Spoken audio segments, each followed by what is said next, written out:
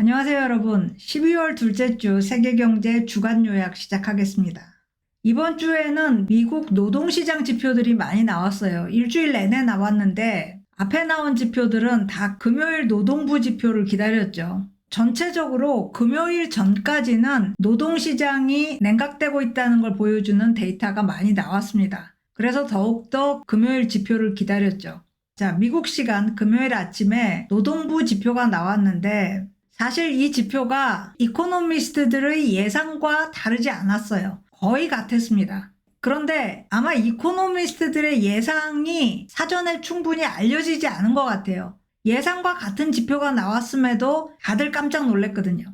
자, 지표가 어떻게 나왔나 보면요. 11월 미국 신규 일자리 19만 9천 개 나왔습니다. 네트로 증가한 수입니다. 그런데 이 19만 9천 개가 10월보다 더 많다. 11월에 오히려 더 늘어난 거예요. 경기가 어느 정도 둔화되길 바라면서 일자리 순증수도 좀 줄었으면 했는데 줄기는커녕 늘어났다. 시장 참여자들 중에 화들짝 놀란 사람도 있었습니다. 그런데 이 19만 9천 개라는 일자리 순증이 사실 정확히 말하면 순증이 아니에요. 왜냐? 10월까지 자동차 노조 파업이 있었습니다. 이때 조업을 거부했던 근로자들은 취업자로 계산이 안 됐습니다. 그런데 이 사람들이 11월에 파업 끝나고 복귀한 거예요. 그래서 11월에 마치 일자리 순증이 굉장히 커진 것 같은 착시를 보였던 거죠. 자, 그래서 복귀 효과를 제외하면 11월 순증은 16만 9천 개, 10월의 18만 개보다 감소한 수치입니다. 자, 11월 순증 19만 9천 개가 아니라 16만 9천 개라고 보면 순증하는 일자리 수가 좀 줄어들고 있는 추세를 보여서 어느 정도 안심이 되는 거고요. 그리고 일자리 자체가 아직도 순증하고 있다는 것은 경기 침체로 들어갈 가능성이 낮다라는 신호입니다. 여기서 다시 한번 안심을 하는 거죠. 굉장히 좋은 수치 나온 겁니다. 노동부가 금요일에 발표한 다른 수치들 보면요. 실업률이 3.7%. 여기입니다. 작년에 실업률이 3.4%까지 떨어졌습니다. 미국 실업률로는 54년 만에 최저치였습니다.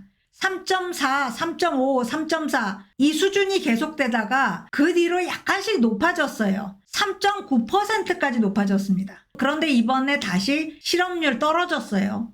여기서도 파업 종료 효과 약간 반영됐을 것 같습니다.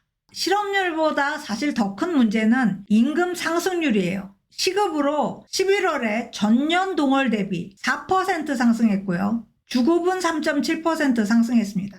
CPI, 소비자 물가 지수가 지금 3% 중반대니까 소비자 물가 지수보다 임금 상승률이 더 높은 거죠. 이건 인플레를 추가적으로 부추길 수 있다는 점에서 걱정거리입니다. 자, 이렇게 해서 연착륙이 이제 가시권에 들어왔습니다. 경기가 약간씩 둔화되고 있지만 침체로 안 갈 거다. 이게 연착륙이죠. 그런데 이 연착륙의 결과로 인플레가 완전히 제압될 것이냐? 이건 아직 단언을 할 수 없습니다. 인플레 완전 제압이 더 장기화될 수 있다. 이번 지표가 그걸 보여주고 있습니다. 노동시장 여전히 견조하죠. 그리고 임금 인상률은 인플레를 상회합니다. 이렇게 되면 연준이 추가적인 금리 인상 안 하더라도 현재 수준의 금리, 지금 상단 5.5%입니다. 이걸 더 오래 유지할 가능성이 상당히 높은 겁니다. 그럼에도 시장은 내년 3월부터 연준이 기준금리 인하하기 시작할 거다. 여기에 대한 베팅을 더 거세게 하고 있습니다. 이게 10월 중순 금리 인하 베팅이고요. 그런데 11월 말에는 더 내려갔습니다. 연착륙 이미 시작된 것 같은데 그렇다고 해서 연준이 금리를 인하하기에는 아직 관련 지표들이 완성되지 않았다. 인플레 자체도 좀 더 떨어져야 되지만 임금 인상률이 인플레 상회하는데 그런 상태에서 금리를 내리지 않을 거라는 거죠. 다른 불안 요인도 있습니다. 금요일에 고용지표들 발표되면서 국채 수익률이 급반등했어요. 10베이시스 포인트 정도 올랐습니다. 10년물 국채 수익률이 하루에 10bp 오른다는 거는 상당히 불안한 거죠. 미국 국채는 리스크 없는 투자처입니다. 그런데 하루 만에 10bp 오른다. 10bp면 수익률 4.1%였잖아요. 그러면 2.5% 올랐다는 거예요. 이렇게 여전히 국채 시장이 민감합니다. 그런데 또 증시는 국채와 상관없이 올랐습니다. 불안한 가운데서도 낙관적 관점 유지했다. 이런 얘기죠. 다음 주는 또 지켜봐야 될 것 같습니다. 자, 오랜만에 이번 주에 비트코인이 주요 뉴스로 등장했습니다. 크게 상승했습니다. 월요일에 42,000달러 찍으면서 뉴스가 됐는데 곧바로 44,000달러도 돌파해버렸습니다. 자, 이 비트코인 랠리가 무슨 뜻일까? 물론 지금 분위기가 시장이 금리 인하에 풀 베팅하고 있어서 이 분위기가 다양한 자산군으로 확산되고 있습니다. 비트코인은 현재 20개월 내에 최고가 기록하고 있습니다. 여기입니다. 올해만 160% 상승했습니다. 자, 금이나 채권도 마찬가지죠. 가격 오르고 있습니다. 연준이 금리 인상 중단하면서 오르고 내년에 피벗 예상되면서 또 오르고 있는 거죠. 비트코인도 같은 맥락에서 랠리를 펼치고 있다. 이렇게 보는 게 맞겠죠. 그런데 여기서 비트코인만의 특수성도 있습니다. 규제기관의 단속이 지금보다 더 심해지지는 않을 거다. 이 정도 하고 말 거다라는 게 최근의 판단이에요. 바이낸스가 벌금형을 받긴 했지만 미국 내 영업은 유지될 것 같습니다. 암호화폐 거래소가 유지된다는 것은 암호화폐한테는 당연히 좋은 뉴스입니다. 그래서 랠리를 한층 더 부추기고 있다. 이렇게 볼 수 있을 것 같아요. 자, 물론 과거에 비해서 비트코인의 평판은 많이 추락했습니다. 그래도 몇 년 전까지만 해도 비트코인이 화폐를 대체하거나 적어도 보완해 줄 수 있을 거다. 이런 믿음이 있었어요. 거기다가 블록체인 기술이 거래의 투명성과 안전성도 보장해 줄 거다. 이런 주장도 있었죠. 그런데 이런 것들이 사실 지금에 와서는 다 사라졌다고 보는 게 맞습니다. 오히려 불투명하고 안전성도 떨어집니다. 그래서 최근 비트코인의 용도는 투기, 그리고 검은 거래, 불법적 거래에 쓰인다. 이 용도 외에는 사실 많지 않습니다. 거기다가 비트코인 채굴 할 때 어마어마한 전기를 쓰기 때문에 이 점에 대한 눈초리도 사실 좋지 않죠. 그럼에도 통화 완화 정책 신호가 나타났다고 해서 특별히 비트코인 랠리가 강하게 형성되는 이유가 뭐냐? 다른 위험 자산들의 가격이 오르고 있지만 비트코인만큼 오르지는 않는단 말이죠. 비트코인이 더 많이 오르는 이유가 뭐냐?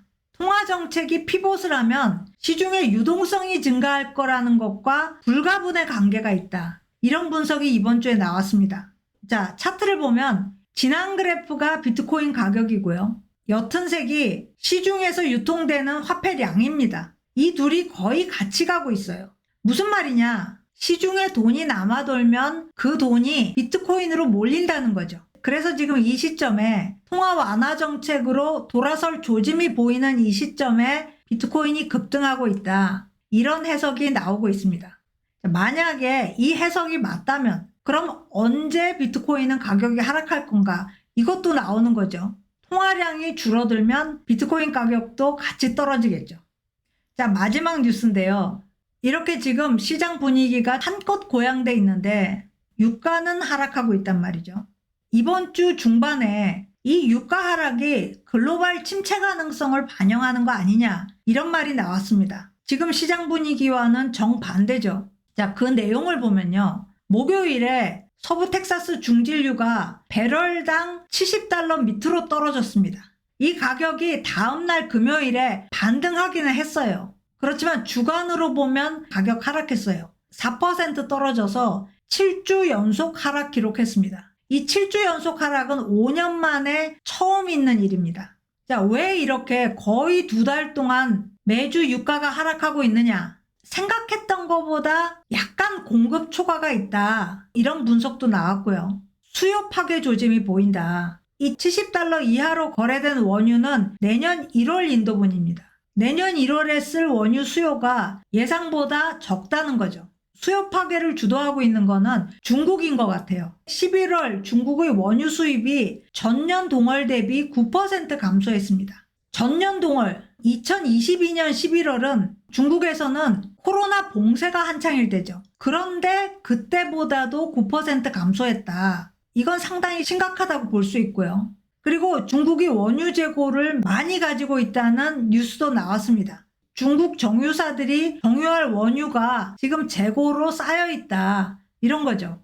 자, 오페크 플러스가 지난주에 회의를 했잖아요. 이 회의에서 하루 90만 배럴 원유 감산을 결정했습니다. 그런데 시장은 90만 배럴 너무 적다. 그리고 자발적인 감산이니까 실제로 감산 안 할 수 있다. 그러면서 유가가 더 떨어졌어요. 그래서 이번 주에 오페크 플러스가 회원국을 다시 소집했습니다. 정기회의한 지 며칠도 안 됐는데 다시 소집했어요. 온라인 소집이라서 소집은 굉장히 간편합니다. 여기서 내년 1분기 한시적으로 회원국들끼리 220만 배럴 감산하기로 추가 결정이 됐습니다. 이것도 자발적 감산이에요. 그런데 어쨌든 목요일에 이 결정 나오고 금요일에 유가가 반등하기는 했습니다. 그래서 당분간은 수급 균형이 유지될 것 같이 보이긴 합니다. 수요가 파괴되고 있고 거기에 따라서 오페크 플러스가 공급을 줄이겠다고 한다. 그러면 수급 균형이 맞는 거죠. 그런데 미국이 계속 공급 확대를 하고 있습니다. 이게 유가 하락의 주요 원인이다. 그러니까 수요만 파괴되는 게 아니라 사실 공급이 늘고 있다. 이런 얘기가 이번 주에 나왔어요. 특히 미국은 올해 글로벌 원유 공급 증가분의 80%를 담당했습니다. 하루 85만 배럴 증산하고 있어요. 셰일 혁명 때 증산량과 비교하면 이 양이 사실 얼마 안 되죠. 하지만 유가 상승의 발목을 잡는 데는 아주 주요한 역할을 하고 있다. 이렇게 볼 수 있습니다. 자, 차트를 보면 이 회사들이 미국 내에서 원유를 생산하는 회사들입니다. 주로 미국 회사들이지만 유럽 회사들도 있습니다. 제일 진한색 막대 그래프가 작년 원유 생산량, 가운데 있는 가장 연한색이 올해 생산량, 그리고 맨 밑에 있는 막대가 내년 생산량입니다. 그래프를 보면 작년보다 올해 생산을 늘렸고요. 그리고 올해보다 내년에 다들 생산을 또 늘립니다. 미국이 지금 이렇게 하고 있다는 거죠. 자, 미국의 이런 행동에 대해서 지금 열리고 있는 COP28 기후당사국 회의에서 미국을 규탄하는 목소리가 높습니다. 회의 의장국이 아랍에미레이트예요. 두바이에서 회의하고 있습니다. 이번 달 12일까지인데 미국 원유와 천연가스 생산이 역대 최대라는 게 이번 회의에서 큰 이슈가 되고 있어요. 차트 보면 원유 생산 이렇게 늘리고 있고 천연가스 생산도 이렇게 늘리고 있습니다. 회의 의장국 아랍에미레이트는 물론이고 오페크 플러스 전체가 미국을 비판하고 있는 거예요. 환경운동가까지 합세해서 지금 오페크 플러스와 환경운동가가 한 목소리를 내는 굉장히 희귀한 상황이 펼쳐지고 있습니다.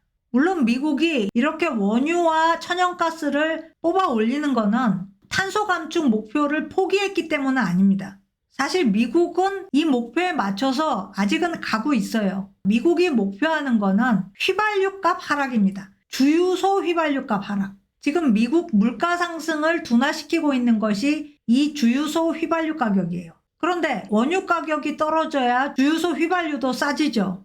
이 때문에 미국은 최대한 원유를 뽑아 올리자 지금 이렇게 돼 있는 겁니다. 그래서 이번 주에 마침내 소비자 기대 인플레가 하락했어요.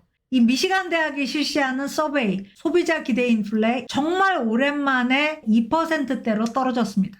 바이든 대통령, 민주당한테는 굉장히 좋은 뉴스죠. 내년 선거에 더없이 좋은 뉴스입니다. 그래서 미국의 원유 증산 드라이브는 당분간 계속될 것 같다. 원유 가격 반등 안 하도록 모든 노력을 다할 것 같다. 이런 생각을 해봅니다. 자, 오늘 스캔 여기까지입니다. 고맙습니다.